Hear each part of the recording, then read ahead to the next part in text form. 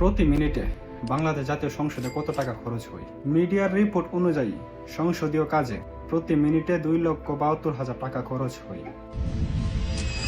তাহলে একটু ভাবুন, একজন সংসদীয় নেতাকে 10 মিনিট কথা বলার সুযোগ দিই, সেই 10 মিনিটে কত টাকা খরচ হয়? আমরা যদি প্রতি মিনিটে 2,72,000 টাকা ইকুয়াল 10 দিয়ে গুণ করি, তাহলে আসে 27,20,000 টাকা 10 মিনিটে।